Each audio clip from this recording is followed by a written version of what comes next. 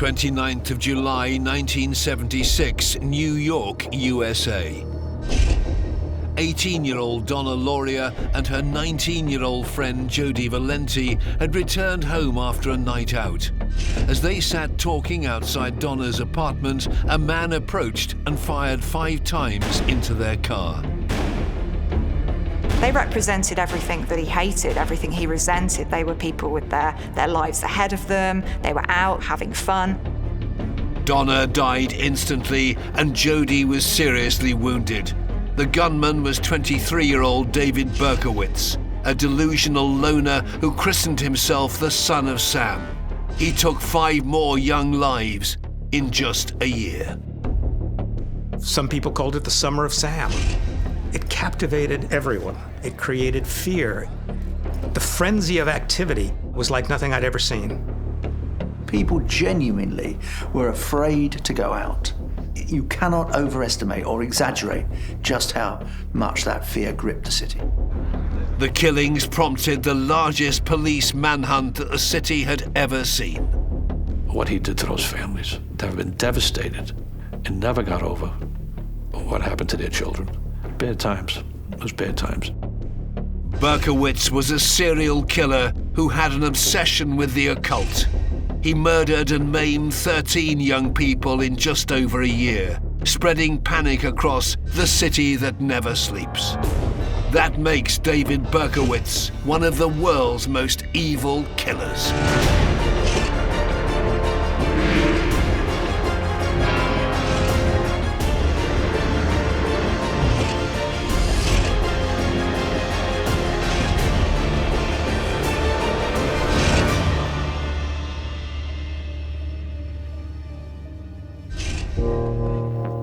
April 17th of April, 1977, New York. When courting couple Valentina Suriani and Alexander Esau were shot dead, a letter to the chief of police from their killer, Son of Sam, was left at the crime scene. With 5 young people now murdered, detectives knew they had a serial killer on the loose. A wave of fear descended on the city, as former reporter Brian Cates remembers. These series of shootings really did grip the city. People avoided going out late. This was a time of sex, drugs, and disco, and many of these shootings were involved in lovers' lanes and around discos. So you began to sense this growing fear, particularly among young women. People could talk about nothing else. The fear of Son of Sam was fueled by a battling press, hungry for the latest scoop on one of the biggest ever stories to hit the city. I was in New York in the 1970s, and the crimes literally hypnotized the city. They were everyday tabloid headlines. Son of Sam terrorizes people afraid in Queens, Brooklyn, and the Bronx. It was as though the city was afraid to take a breath. It literally grabbed the imagination of New York. At the height of the killings, New York City Police Department had 75 detectives and 225 patrolmen working to hunt down the killer. A former detective on the case, Bill Gardella, remembers how the hysteria even led to women changing how they looked. Once it was determined that he was targeting young females, and maybe by coincidence they had long brown hair, women were going to the beauty salons buying wigs, blonde wigs, or dyeing their hair. No case can match the frenzy and the fear of the Son of Sam killings. At a time when New York was the murder capital of the US, even Berkowitz's killings left an indelible mark on the place known as Fear City. If you think at the time that this happened, women's liberation, rights for women, but all of that freedom, all of those liberties were suddenly curtailed because there was this monster on the loose. This killer story begins on the 1st of June 1953, New York. David Berkowitz arrived into the world under the name of Richard David Falco. He was born out of an affair between his biological mother, Betty, and a married Long Island businessman called Joseph. she became pregnant. He essentially said that he would not adopt the child, he would have nothing to do with the child, and David was given up for adoption. He was adopted by Pearl and Nathan Berkowitz. They renamed him David. They were a middle-aged couple, Jewish, working class, and they had no children. So I think this was a family which was set up for happiness, really. You have this childless couple, you have this baby that needs a home. At the age of 7, David learned the hidden truth through a slip of the tongue. He heard the word adopted from his adoptive father, and they had to explain to him what that term meant.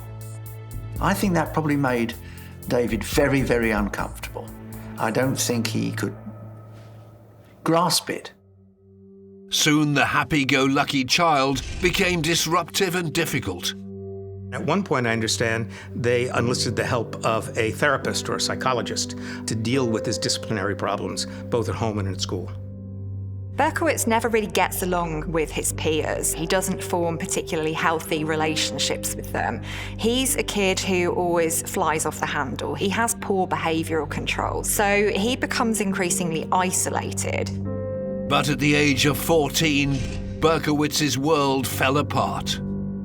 His adoptive mother dies from cancer, and he's facing a loss here. But I think the culture at that time was still very much, we don't talk about our feelings, so this would not have been a helpful thing for him. A few years later, his father remarried. David was not happy about that. It made him angry, and this is where we begin to see the growth and real rage in his personality.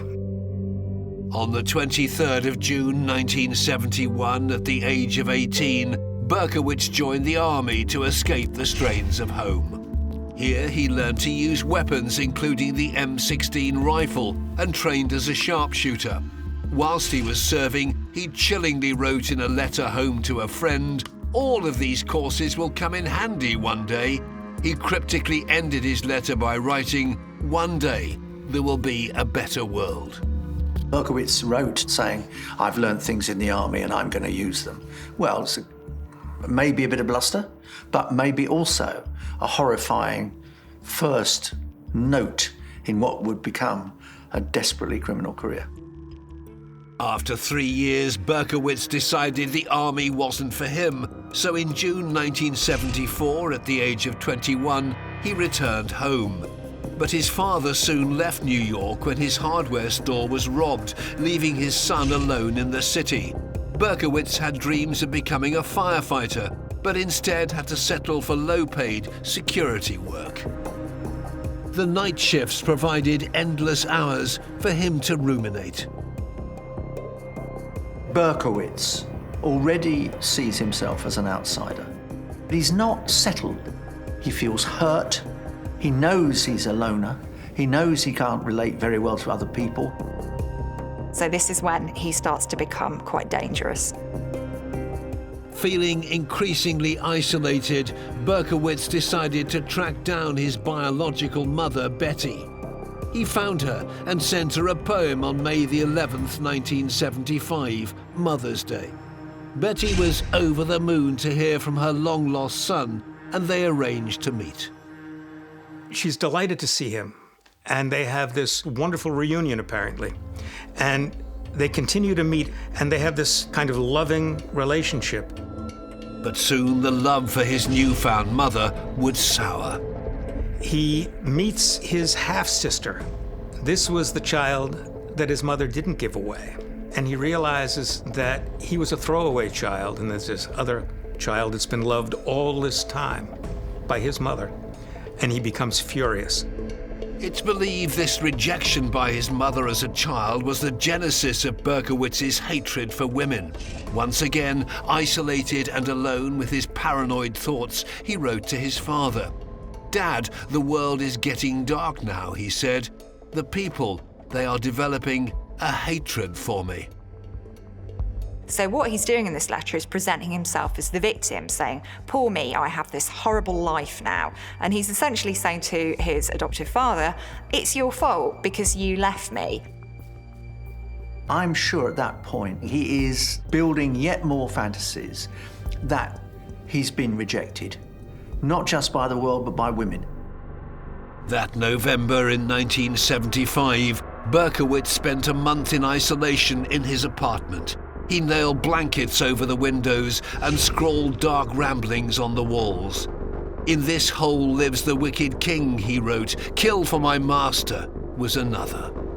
I think this was attention-seeking behaviour, and he gets very frustrated that nobody comes to check up on him. I think there's a kind of sense of entitlement there, that other people should be looking after me. On December the 24th, Christmas Eve, a delusional David Berkowitz decided to make his scrawlings about killing a reality. He left his self-imposed exile armed with a hunting knife. He wanted to seek out revenge for the rejection by his birth mother. Now the ex-soldier was on a mission to kill. He was in the area of Yonkers, and he had a knife with him. And he walked up to a young lady, started stabbing her. She screamed, left, went a couple blocks away, and started stabbing another lady. She screamed, and he left. Only one of those two ladies reported it. I think the timing is really significant here because Christmas, it's a family time, and I think it's when Berkowitz is feeling the most resentful towards people who have things that he doesn't. I think the thing that he would have come away with is, I enjoyed that, I liked harming them, but I didn't achieve the outcome that I wanted, and that was to kill them. That evening, Berkowitz reflected on his failure. In the coming months, he would try a change of tack. David Berkowitz, to the people who knew him, was this kind of puzzle of many pieces, and many of the pieces didn't fit, so that there were some who saw this happy-go-lucky, slightly shy, helpful young man, and others who saw this angry edge. Berkowitz developed an angst-ridden obsession with one of his neighbors, retiree Sam Carr. His neighbour's dog, Harvey, barks during the night, and he finds this really annoying. And he will ruminate about this, he dwells on it. On May the 13th, things came to a head when Berkowitz threw a petrol bomb into Sam's backyard. Scared for his life, Sam reported it to the police, but they couldn't find the attacker. Meanwhile, Berkowitz continued his reign of terror, setting fires in nearby apartment buildings. When we look at young people who engage in this kind of behaviour, fire setting is a way of them maintaining control. It's an externalisation. They have these feelings, they want to do something with those feelings, and rather than turning it in on themselves, they turn it outward to start harming other people and other things. Soon the world would know of David Berkowitz. After his knife attacks failed, Berkowitz decided on a different weapon of attack. He illegally brought a gun that he could use with cold, calculating precision, a Bulldog .44 caliber revolver. On Thursday, July the 29th, Berkowitz was stalking the streets of the Bronx. David Berkowitz was driving in the street looking for his next victims. 18-year-old Donna Lauria and her 19-year-old friend Jody had been out playing backgammon at a local bar. They'd returned home and were sitting in their car outside Donna's apartment. They were chatting to one another when all of a sudden, out of the blue, out of nowhere, the passenger side window explodes. And what's happened is that Berkowitz has gone into a firing position, extended the gun with both hands, and fired 5 times into the car. Donna was fatally wounded in the neck. Her friend Jody was shot in the thigh. Berkowitz fled as Donna's father, having heard gunfire, rushed down from his apartment to the scene. But nothing could be done to save his daughter. It turned out that the bullet recovered was a .44 bullet from a Bulldog revolver, which was a rare gun. David Berkowitz said that when he left that scene, he sang a song on the way home because the demons had told him to go out and kill, and he killed. I think he quite enjoyed that high, that kind of elevated sense of status of taking someone else's life. He's targeting young people who are happy, people who have their whole lives ahead of them. And he feels, actually, I'm entitled to take that away from them because they don't deserve it, and I do. The police were puzzled at the motive for the shooting and wrote it off as a botched mafia hit. Berkowitz was disappointed that his first killing didn't create headlines in the press, as he later revealed to the police. After that first murder, in August of 1976, David Berkowitz was at the Westchester County Mall, and he said nobody recognizes him, as if somebody should know who he is. And he says, "I wish I had a machine gun." In an attempt to gain the recognition he so desperately craved, 3 months later, on the 23rd of October 1976, David Berkowitz struck again. This time he targeted a couple on a date in the nearby borough of Queens, in a so-called Lover's Lane. An individual by the name of Carl De Niro is parked with his girlfriend, sitting in a car at night, and he's sitting in the passenger side, and Carl De Niro has long hair. It's believed that Berkowitz thought De Niro was a girl. Berkowitz shot into their car, hitting 20-year-old Carl in the head. To Berkowitz's disappointment, Carl survived and his date Rosemary was unscathed. A month later, he stalked the streets of Queens looking for more victims. In the early hours of the 27th of November, he found 16-year-old Donna DeMasi and 18-year-old Joanne Lamino sitting on a step. He then walks over, says a few words, and shoots, and flees the scene. Miss DeMasi survived. Miss Lamino is confined to a wheelchair for the rest of her life. Devastating injury. Berkowitz had once more failed in his quest to kill again. But his time would come in the new year of 1977, on January the 30th. 26-year-old Christine Freund was on a date with her fiancé, 30-year-old John Deal, when Berkowitz spotted them. He parks not far from where that couple was, and he observes a Christine Freund sitting in a car with her fiancé.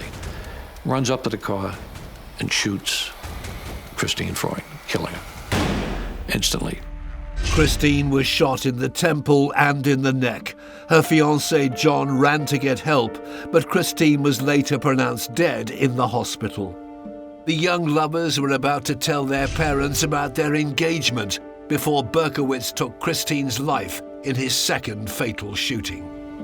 None of the Berkowitz shootings were seen as particularly unusual until the murder of Christine Freund. And here, for the first time, police said that they saw some connection between this shooting and previous shootings. Now we begin to see that there might be something more than a series of isolated shootings. 3 days after Christine's killing, a 16-man homicide task force was established by the New York City Police Department. A pattern was emerging of a killer who had a hatred for women. Just like his stabbing victims, Berkowitz was targeting females with long, dark hair. They were in lovers' lanes, around discos. Berkowitz clearly had problems with women. He said later that he saw his mother sitting in those cars when he shot the girls. A pattern was also emerging of the killer's fascination for a particular location, lovers' lanes. It is believed that Berkowitz was a virgin. There could be a voyeuristic element. I've never had sex myself, and I bet they're about to have sex, and I want to see what it's like. I do believe that there may have been an element of trying to destroy his mother. What is clear is he's completely off the wall. Berkowitz had now shot 6 people and killed 2 women. Barely a month later, on March the 8th, he was back out on the streets of Forest Hills, Queens. The brazen killer was now gaining in confidence. This time he chose early evening and a lone victim. College student Virginia Vascarichian is walking down the street. The time of 7:30 is much earlier than the previous incidents. She's walking down the street and the assailant is approaching her. She sees him pull out a gun and she puts her books in front of her head and he shoots through the books and kills her instantly. Once again, Berkowitz fled the scene, even saying hello to a passerby. So when we look at Virginia, his third murder victim, he's starting to increase in confidence now. He feels quite invincible. He feels kind of elated. He attacks her in the middle of the street because he feels untouchable. He feels like he can get away with it. What was it that made him change his modus operandi? I think he just felt like experimenting. He's been in this state of collapse, if you like, this fugue of horror, this terror reign for 15 months. A single bullet from Berkowitz's .44 Bulldog revolver had penetrated 20-year-old Virginia's skull. When pathologists removed it, it confirmed the police's suspicions that they had a serial killer on their hands. They did a forensic comparison and found that the same gun used on the Freud shooting was used in the Vaskerichian shooting. 2 days after Virginia's murder, New York City Police Commissioner Michael Codd held a press conference. He told reporters that they were on the hunt for a serial shooter. He announced that the bullet was a .44 caliber bullet, that it was fired from a Charter Arms Bulldog revolver, and that it was linked to at least 3 killings. And for the first time now, we see officially that all these shootings are linked. For serial killer David Berkowitz, his murders now made the headlines that he so craved. For the first time, we had a name for the killer, the .44 caliber killer. It was a perfect tabloid headline, and any time there was a shooting, young people involved, reporters went scrambling to find the story. Now, the city is in Berkowitz's palm. He's got the city now where he wants it. He's accomplished what he wants to do, which is to have the city in total fear of him. Even though he'd taken 3 innocent lives, the killing wouldn't stop. Berkowitz enjoyed the drama that was unfolding. He watched the news and took clippings about his killings as trophies. New York's #1 news story was now spreading fear in the city. People read the story. Girls begin to worry. Parents wouldn't let their kids out for late-night dates. People began to see a pattern in these shootings, that the victims were pretty young women with long brown hair. Girls began cutting their hair, dyeing it blonde. There was an overall growing sense of fear. The NYPD's Omega Task Force, now investigating the shootings, was boosted from 16 to a 30-strong team. But Berkowitz wanted to make an even bigger splash across the newspapers. Barely a month after being christened the .44 caliber killer, he would strike again. But this time his hunting ground was the Bronx. On April 17, 1977, Valentina Suriani and Alexander Esau at 3 a.m. in the morning were parked in a car. When the assailant came up to the car, put his hand on the hood, and fired through the front windows. 18-year-old aspiring actress Valentina died within a minute of the attack. Her 20-year-old boyfriend Alexander died 2 hours later in the hospital. Berkowitz had successfully fled once again, but this time he had a surprise in store. They found a letter that had been left by the killer for Detective Joseph Borelli, the Omega Task Force leader. And the killer complained that he had been referred to as a woman hater, and he was angry about that. Despite this, Berkowitz stated in the letter, "I love to hunt, prowling the streets looking for fair game. Tasty meat, the women of Queens are prettiest of all." For the police's psychological profilers, they were convinced this message revealed his motive was a hatred of women.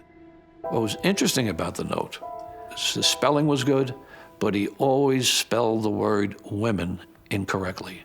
He would spell it W-E-M-O-N. If you changed the W to a D, you would have demon. Now, whether in his mind women were demons or what have you, but he was threatening to commit more murders as a result of that note. He's wanting recognition, he's wanting attention now for the things that he's done. But he's also saying things like, I don't belong on this earth. In other words, I am better than everybody else.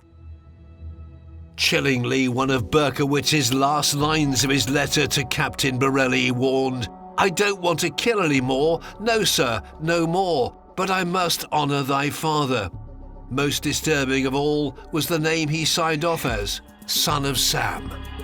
It was the first time we had any mention of this name, the Son of Sam. And immediately his moniker changed from the .44 caliber killer to the Son of Sam. And no one at that time really had any clue of exactly what that meant. He wants that brand, that identity. You can see that this is someone who thinks very highly of himself, and he's quite disappointed, I think, that he hasn't had that recognition that he feels he deserves. What the press and public didn't know is that the Sam Berkowitz was referring to was in fact his neighbour Sam Carr. Berkowitz was also sending this same neighbour threatening anonymous letters about his Labrador, Harvey. He's disintegrating in front of his own eyes, let alone anybody else's. He's living alone. He's obsessed by the fact that his neighbour's dog is barking all night. Berkowitz's torment came to a head on the foggy morning of April the 27th, when the ex-soldier shot Harvey the dog from his apartment block with a .22 caliber rifle. This is a man falling apart, literally. He's convinced that he's hearing voices, that his neighbour Sam is influencing him, and that the dog is sending him messages that he must commit demonic acts. Luckily, Harvey was not seriously injured, and with no clear view of the shooter, the police had little to go on. A month later, at the end of May, Berkowitz crafted another taunting, cryptic letter, this time to Daily News columnist Jimmy Breslin. Jimmy Breslin was the top columnist in New York.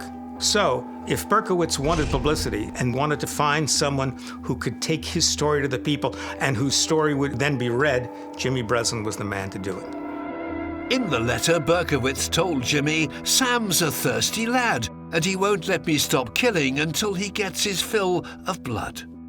The city room was flooded with police officers. And then, for the first time, the Daily News wasn't simply reporting the story, the Daily News was the story. Son of Sam's letter confessed to the murder of his first victim, 18-year-old Donna Lauria, and he asked Jimmy Breslin to celebrate the anniversary of her killing. This prompted outrage among everyone. So we had in that story not only the infuriating letter that Berkowitz had written saying that Donna Lauria was a wonderful girl and she should be memorialized, but also her family's reaction to that, their anger, their deep, deep sadness and grief, all came out in a single column by Breslin. A lot of people have interpreted this as some kind of affection, some kind of love. But what it is, it's about ownership and possession and control. And for many serial killers, the first victim is a very significant one, the first time that they start to feel like they're in control. So that's why there's an importance attached to her. There was no feelings of affection whatsoever. As newspapers battle for the latest scoops on Son of Sam, Jimmy Breslin's letter was published in the weekend edition of the Daily News to achieve maximum impact. The letter wasn't published until Sunday, when the largest circulation would be available. The public release of Berkowitz's letter to Jimmy Breslin did create a frenzy and a fear in the public and among journalists. The media spotlight on the case resulted in 250 calls a day to the police hotline, with people reporting suspicions about neighbors, boyfriends, even their husbands. With the pressure of having to catch a serial shooter on the loose before he struck again, the NYPD even planted decoy female mannequins in parked cars to try and entrap the killer. I think the biggest challenge was to get him as quickly as possible, because you knew this wasn't going to be the last time he was going to kill. That was the pressure that was put upon, I think, all the investigators at the time, and the fact that you knew that it wasn't going to end.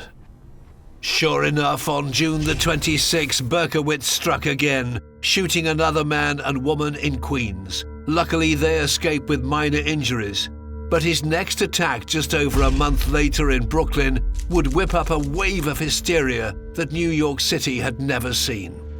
On the 31st of July, 20-year-old Stacy Moskowitz went out on a date with 20-year-old Robert Violante. That was their first date, and both Robert Violante's parents and Stacy Moskowitz's parents were concerned. And Stacy and Robert both said to their respective mothers, he doesn't go after blondes. He doesn't go after blondes. They felt that was going to be the case that night. After dinner and a movie, Stacy and Robert headed to a park in Bensonhurst, Brooklyn. Berkowitz was also cruising in the area looking for his next victim. He pulled up close by. Berkowitz fired 4 times into the car and fled back into the park. Stacy remained in the car, seriously injured. Robert Violante blasted the horn, got out, staggered, and was leaning against the light pole.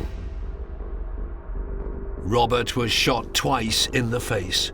His left eye was shattered, and he was left permanently blind. Stacy was pronounced dead in the hospital 38 hours later. When he struck in Brooklyn, I mean, there was hysteria within the city. The New York Post had on the front page, "No one is safe from the son of Sam." The number of calls that came in to the hotline was overwhelming. People now felt he could go any place, and he did. So that people who thought that they were safe before no longer had that assurance. Suddenly he was all over the city, and his victims were changing. So clearly that created a whole new element of fear that hadn't existed before. It is the most horrifying crime. People genuinely were afraid to go out. You cannot overestimate or exaggerate just how much that fear gripped the city. He'd taken 6 young lives within a year, and the serial killer was the talk of the town. Berkowitz was relishing in his rising notoriety. The New York Police Department now had 225 patrolmen and 75 detectives working full-time on the case. Former Detective Sergeant Bill Gardella was brought in to investigate the latest killing of 20-year-old Stacy Moskowitz next to a park in Bensonhurst. I was awakened in the middle of the night. They said, "Sarge, it looks like we got a shooting in Bensonhurst, Brooklyn.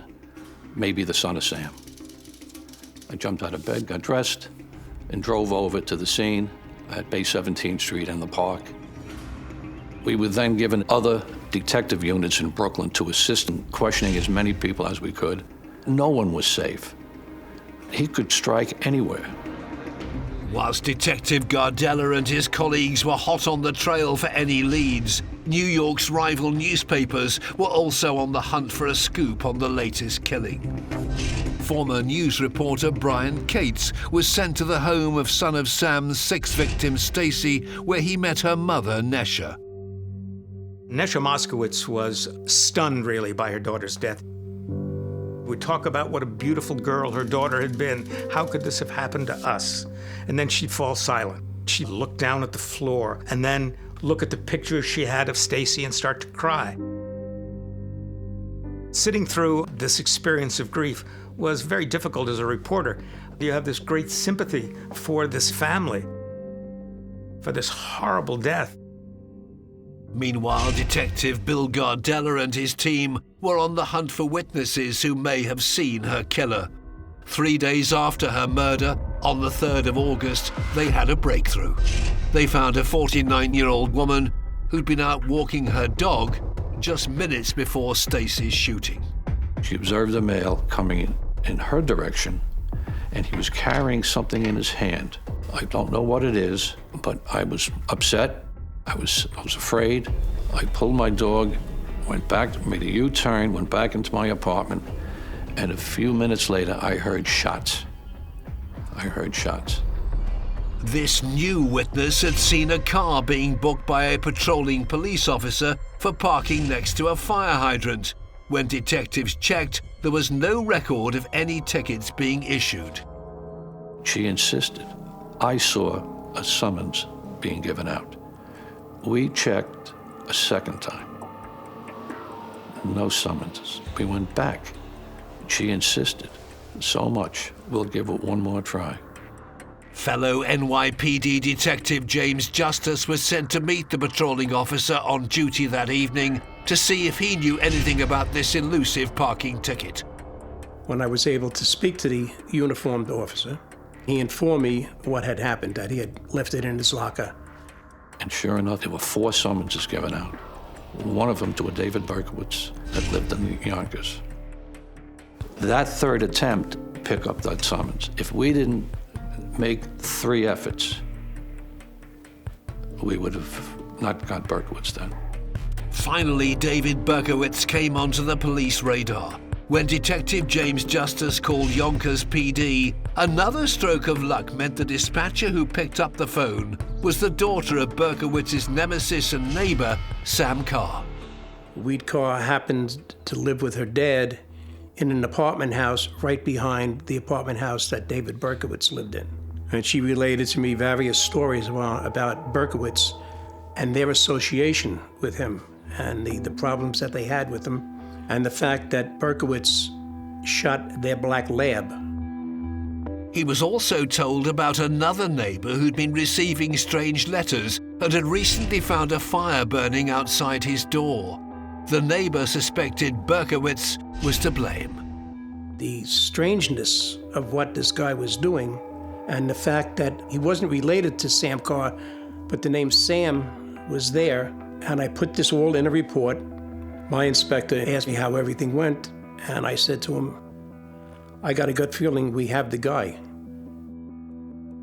2 detectives from the Son of Sam investigation were sent to Berkowitz's apartment on Pine Street, Yonkers. They found his Ford Galaxy parked outside and cautiously peered in through the window to see if there was any incriminating evidence.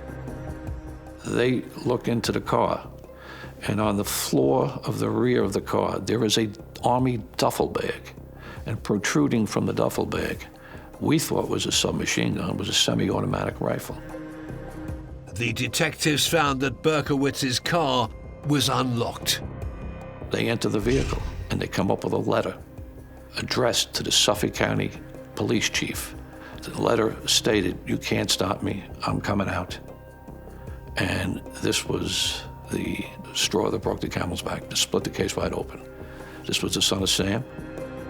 Detective Sergeant Bill Gardella was called with news of this exciting find. With 5 of his NYPD team, they rushed over to stake out Berkowitz's apartment block. 4 hours later at 10 p.m., their patience finally paid off when the killer approached his car. I took my gun out, ran down the sidewalk as fast as I could to confront Berkowitz before he had an opportunity to go for his gun. And I screamed at him, "Police, don't you go for a gun." And he slowly turns his head like this and smiles. So, "Well," he said, "you got me. What took you so long?" I think he knew that this was coming. He knew he wouldn't be able to get away with it forever. But this is someone who is very used to being in control. And he remains in control. He smiles, which I think the police find quite unnerving. Once handcuffed and arrested on the journey in the police car from Yonkers back to New York City Police Headquarters, serial killer David Berkowitz was ready to indulge in his newfound fame. Berkowitz says, "Hey guys, I guess the press is waiting for me at New York City Police Headquarters with their cameras. Can you do me a favor? Can you comb my hair?" He's going to serve a life sentence in jail. He's concerned about his hair. And then when we pulled up to police headquarters, there were a few people on the street screaming. And I told the captain that was with me, "Cap," I says, "I want to go in the garage." He said, "Bill, no, let's get our pictures taken." The mayor was at police headquarters. That was the end. That was it. New York Daily News reporter Brian Cates was on a night shift when he got the news that Son of Sam had finally been arrested. Everybody was abuzz with this. There was jubilation in the city. And in fact, there were parties at bars and clubs celebrating the fact that he'd been captured. There was a collective sigh of relief that the police had got their man and that hopefully the killings were over. There's no question that Berkowitz would have gone on. He would have killed again and again and again until he was eventually stopped The classic serial killer. They don't stop until they're caught. The police had captured Berkowitz just in the nick of time. Using the semi-automatic rifle found in his car that weekend, the son of Sam was planning a mass shooting. Detective Sergeant Bill Gardella was one of the first police officers to search his apartment. Anytime I speak about his apartment, my body starts to chill because it's something that I had never seen before. He had photographs of all the girls he killed on the floor. He had cut them out of the newspapers, and he had holes in the wall. Voices used to come out of those holes to tell him to go out and kill. And he used to try to stop the voices by hitting the wall. And then he would write a note next to each of the holes. One of the notes I pretty much committed to memory. It said, "Hi, my name is Mr. Williams. I live in this hole.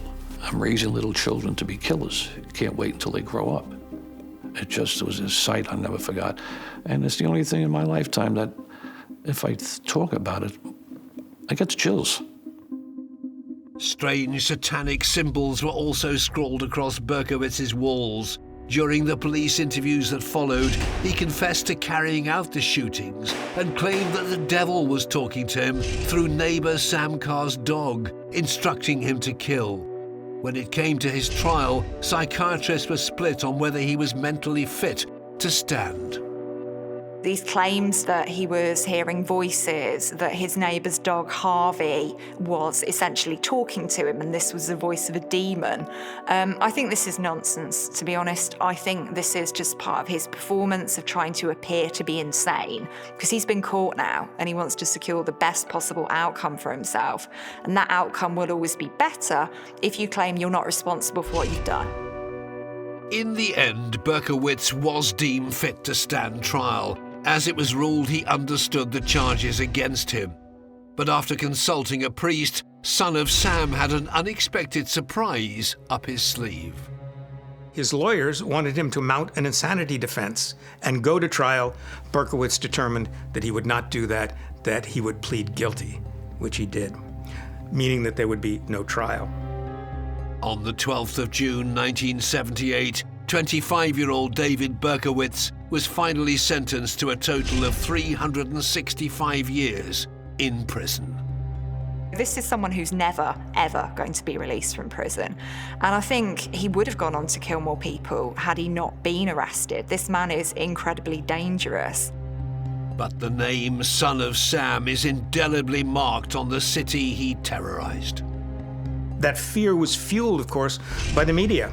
At the time of his last murders, the entire world reported on the capture of David Berkowitz. That's how far his reach extended. He didn't do it for money. He didn't do it for sex. He did it because he felt like it, because he wanted to. And that makes him a very evil man indeed. Berkowitz mercilessly gunned down and killed 6 young people who were merely out enjoying themselves. He brutally wounded 7 others, leaving them with life-changing injuries. He terrorized a city that's still living with trauma of his crimes. That's what makes David Berkowitz one of the world's most evil killers.